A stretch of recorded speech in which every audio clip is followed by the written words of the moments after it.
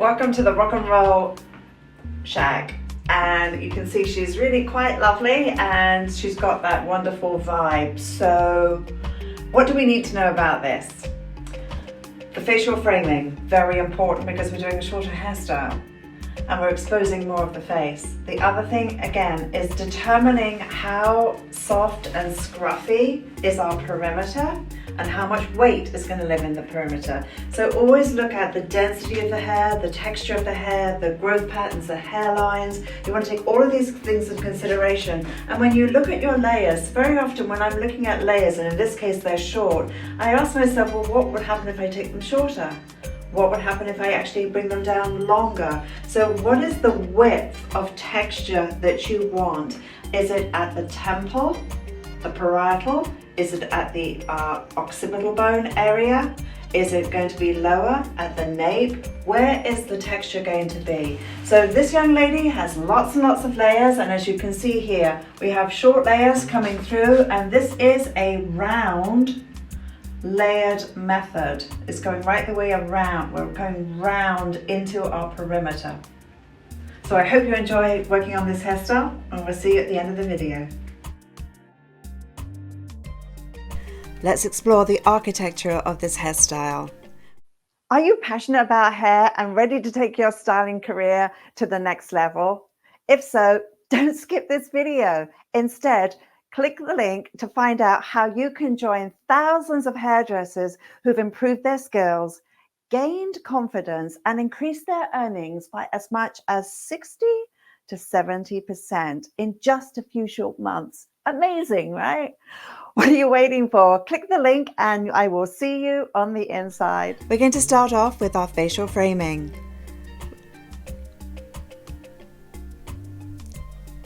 Let's explore the architecture of this hairstyle. We're going to start off by sectioning around the hairline and creating our facial frame. And as we go around our frame, we have to determine how deep do we want to go into the hair as we glide in and out, creating our valleys and peaks and our softness. We then repeat that same method on the second side, going in and out, creating our softness, gliding up and down the hair shaft, and the deeper we go into the hair, the softer and more wispy the outline will be. So do this with intention and create your rhythm. So we have that lovely softness that's going around the hair. So bear in mind how much you go up and down is going to determine how wispy or strong your outline is going to be. So again, be very, very mindful as you glide through, aware of the density of the hair, the texture of the hair, and how you're opening or closing the face. And also make sure that the angle of your razor from left to right is the same angle so that you get the same degree of softness. Again, intention, awareness, relaxation to create a shape that has softness within it. We continue to over-direct the hair forward onto our first guideline, creating more softness as we climb towards the crown area, over-directing forwards. So this not only gives us an outline shape, but it also creates internal length and layering. So we continue until we reach the crown with this lovely over direction, gliding through the hair to create our gorgeous arch. Again, gliding through the hair, be very mindful of how deeply you're going into that hair shaft. How much lightness do you want to take away from the hair before you glide to the next section? And again, consistency, rhythm, and glide with a light touch. Continuing to over-direct through. Again, determine how soft you want the hair to be. Always combing the hair into place to look at how is that softness laying against the face shape. And there we have our lovely angle. And again, we continue until we reach the crown, creating our gorgeous arch. Now here you can see, in my case, some of the hair will not reach that line. So do determine what kind of length you want around the perimeter so that you know where to keep your corner, which will be in front of the ear.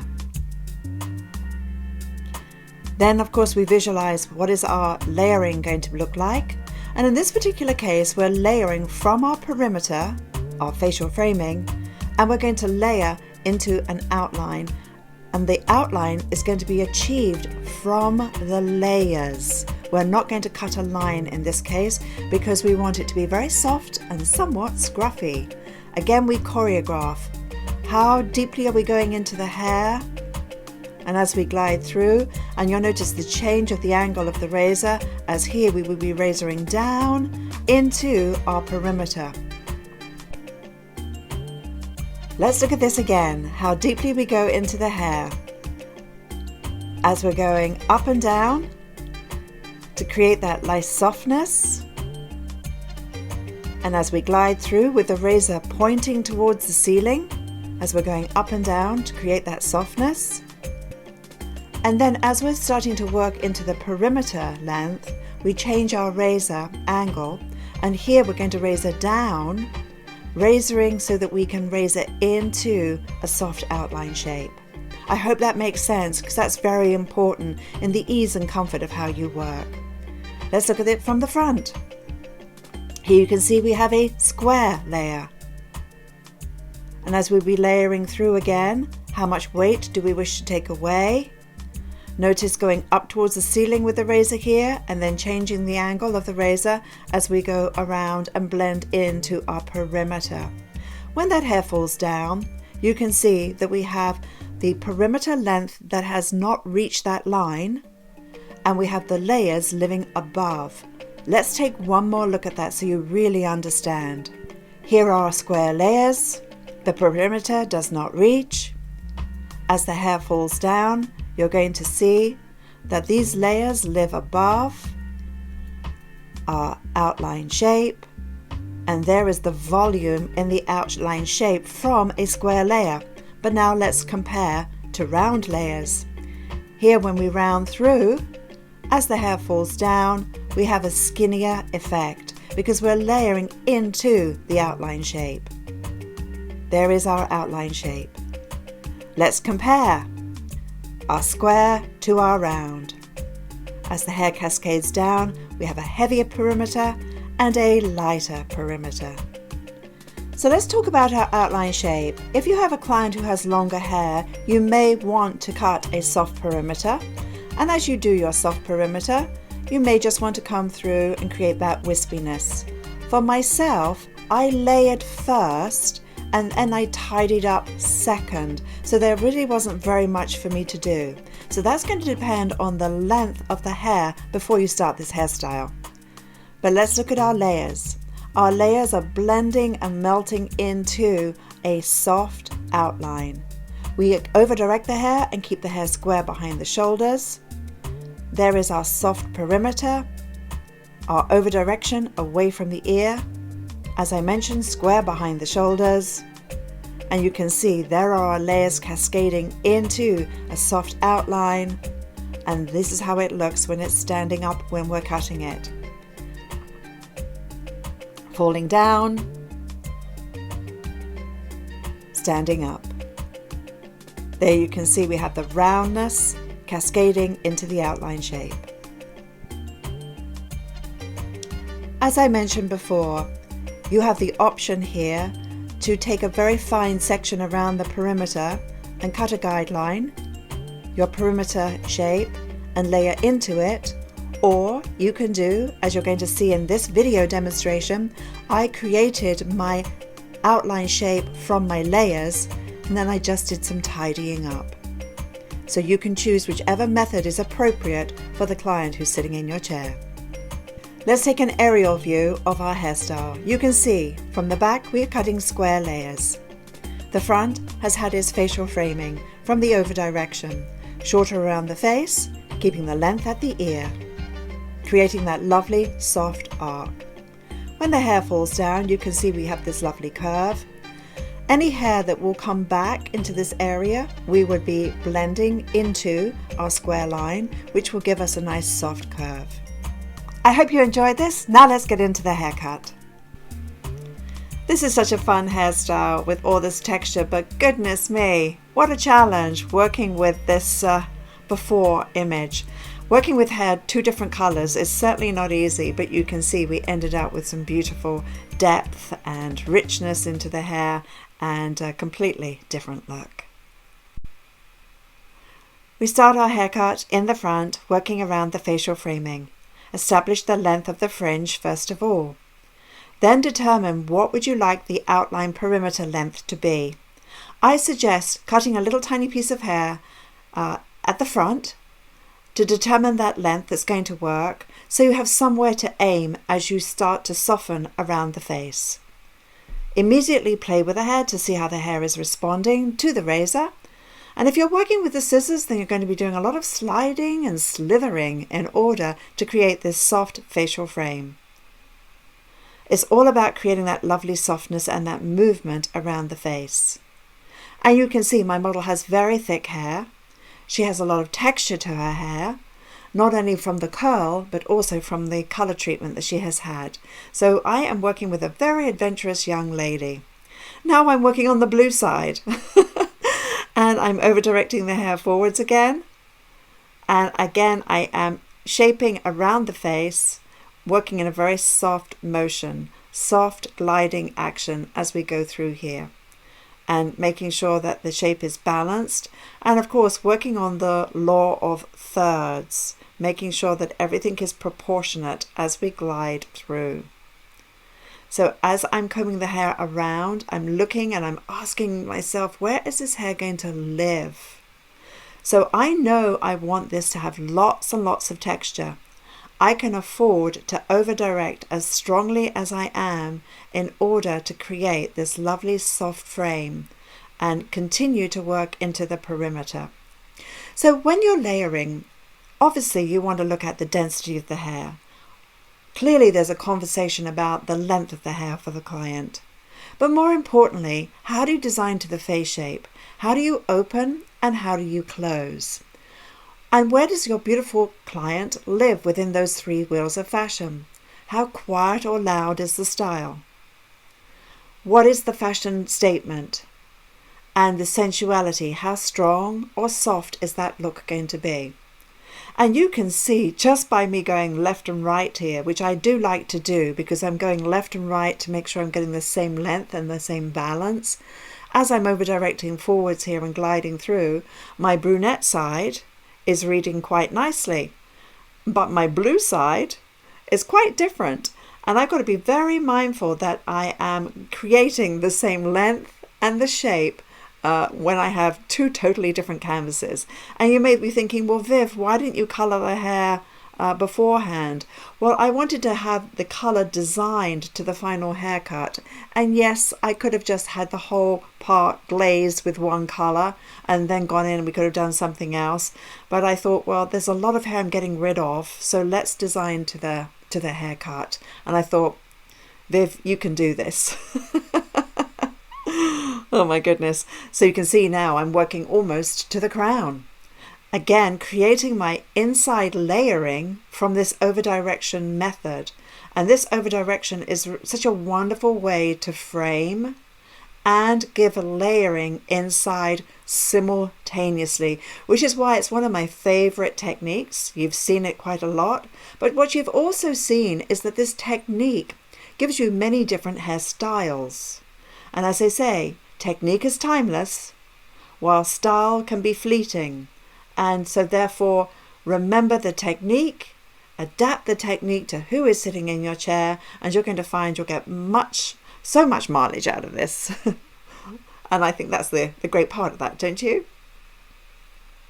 So you can see now when I come to the top, I'm going to debulk a little bit, pointing into the hair and sliding, because the hair is very heavy there. Again, going in and taking away some weight. So this is the L technique on top of the head. And you can see how effective that is to create those deep valleys and peaks because the hair is so thick and so dense in that area. And by contrast, it's a little bit thin around the perimeter. So I know I want everything light and airy. Again, look at the degree of over-direction. So imagine as you're doing this, it's almost a U shape. And what we're doing here is we're creating this lovely softness, and as you can see, 5 minutes to create our facial framing, which is pretty good. We're already 3/4 of the way through this haircut. So now as I look at my layers that have been achieved by my over direction, I am just going in again and debulking so that the hair ends up still being soft and retaining the length that I've already achieved. So again, lifting the hair up and coming through and debulking.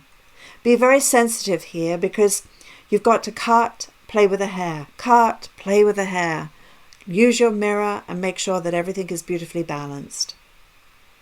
Coming through the center back, connecting from the longest length that was at the crown, lifting the hair up so I don't cut the crown area too short, always mapping out the hairstyle, so by now you know how important it is to map and visualize before you even pick up your cutting tools. Here you can see from my roundness I'm going right the way to my perimeter, and I am razoring right the way out to my perimeter outline.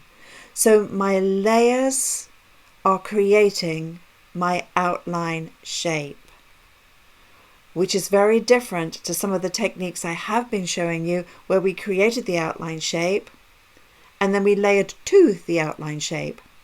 So this is going to give us much more softness, much more airiness. So I'm going to continue working behind the shoulders. I'm going to make sure my sections are small enough I can see my guideline and glide always from my crown, holding the hair out behind the shoulders to retain the horizontal squareness and working to my outline shape. And again, you always have to ask yourself, how heavy or light would you like the perimeter to be? Very often I feel that the lighter perimeters tend to be more rock and roll, and the perimeters that have more fullness and volume can have a little bit more of a classic feeling to them. And when the layers are more invisible and they're longer layers, they tend to be a little bit more bohemian. So here again, notice I'm shaking the hand and shaking the hand. And it's about the wrist movement. Now when I come through here to the occipital bone area, working into the nape of the neck, notice I'm pointing my fingers down. I'm gliding into my outline shape. So if I pull away from the outline shape and I lift up towards the ceiling, I'm going to have heaviness in this area. But if I work around the head and round into the perimeter, I have to have my fingers below the occipital bone to be able to capture that hair that is living below the occipital bone. Does that make sense? So notice the way I'm pointing my fingers here. I'm pointing down to the floor. I'm working on the right side of the head. My left hand is pointing down to the floor, and I'm starting to curve around and I'm taking very long strokes. And now I can capture the hair that's right around the perimeter and razor right the way through to create that softness. And I will be going into the outline shape and just doing a tidy up at the very, very end. So this is just to give me a very soft diffused feeling with, as I say, the layers creating the outline shape. Again, we're going to over direct behind the ear, pulling away. I always think it's wiser to create a corner first, and you can always soften the corner afterwards. So I'm going to keep square behind the shoulders. And you'll notice that as I'm swinging with my razor, very soft and very light. I've pulled the hair out there because I want to make sure that I'm not going to cut a hole into my perimeter. And you can see very, very soft and very light in its movement. So we have lots of volume and texture within this hairstyle, and one of the fun things I did was I used my mini crimping iron at the roots to give volume, and that was so much fun to create that wonderful texture within the hairstyle. Just to give you a little preview as to where we're going to go with this look. So I have cut most of my back. I'm now lifting up to see the hair that maybe didn't reach that line and making sure that my corner is rounded, lifting up and preserving the hair that is underneath that clip. And sometimes that's a wise thing to do, just section the hair out so that you don't cut it. Because very often, if you're focused looking at the hair between your fingers, and you give the hair between your fingers your full attention because you're connecting the lines, you can very easily forget about the shape. Because you're so busy looking here at my left hand, what is that line doing? Now looking at my left hand again, how am I connecting? And if I spend all my time only looking there, then the question is, what about the shape? And what about the feeling of this look, the creativity of the look, the lightness of the look? Yes, we are showing you a lot of technical principles. We're teaching you the science of the architecture when you're cutting lines around a round head shape.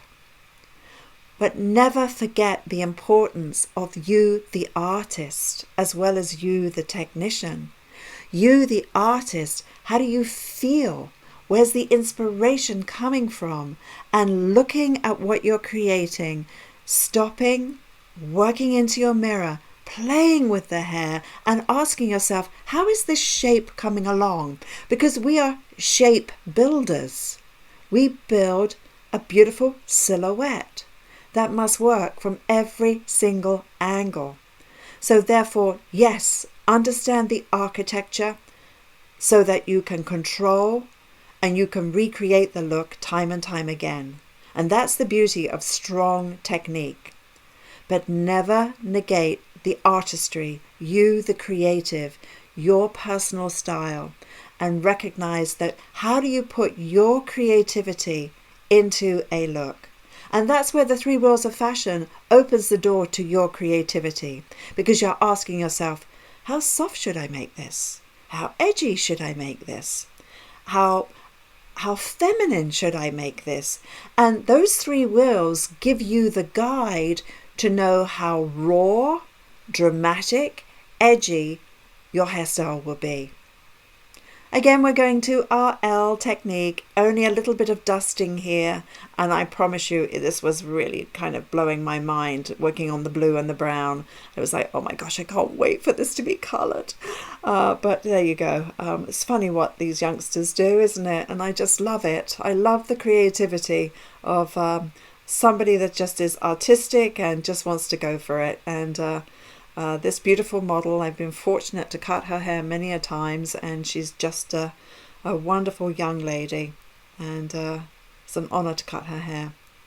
So you can see now the attention to detail, the cross-checking I have been doing. Here, coming in and butter knifing to debulk the hair. So clearly you could certainly do this hairstyle with scissors, but you're going to have a much more blunt, bulky effect. And I know for myself, when I have done this with the scissors, I've had to go in and do a lot of texturizing and slithering into the hair. So as you're seeing me blow dry this, I just want to be able to check my haircut. And when I'm blow drying, I'm often doing a lot of checking. And for all of you colorists looking at this, you must be screaming right now going, oh my goodness, what happened to this young lady's hair? There's the brown side and there's the blue side. Crazy, huh?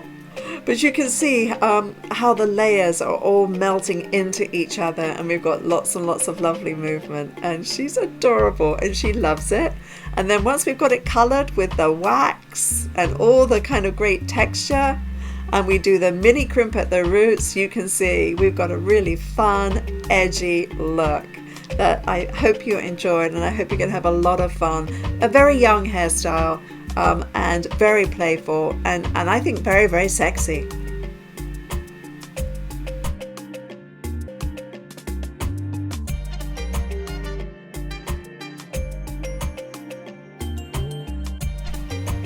Let's do a summary. The facial framing, over-directing around the face to the crown, gives us not only the framing of the face, but it gives us the internal layers. From there, we work our center layer right the way down to create an outline shape. We stay square behind the shoulders, connecting straight across the back in a very square way, horizontally, but vertically extremely round. We make sure that our corners are rounded. We debulk as much as the hair needs, and there we have our wonderful, sexy, layered haircut. So did you enjoy working on that rock and roll hairstyle? As you can see, we've got lots of great texture, and the important thing to remember, when you're layering through, remember you must be aware of the consequence of layering into your outline shape. So we're rounding into the perimeter, which is different from a true round, which ends up being shorter on the underneath, because that's a real round. So this is a round into a squarer outline shape. So have fun with this, play around with your different ways of finishing and styling. Remember those 3 rules of fashion. Where does she live? How quiet or loud? Where does she live in fashion, which is rock and roll, and how sexy or boyish is the look going to be, and have fun. Remember, always design to who's sitting in your chair. So don't forget, send us some images of your work and we'll post them in our members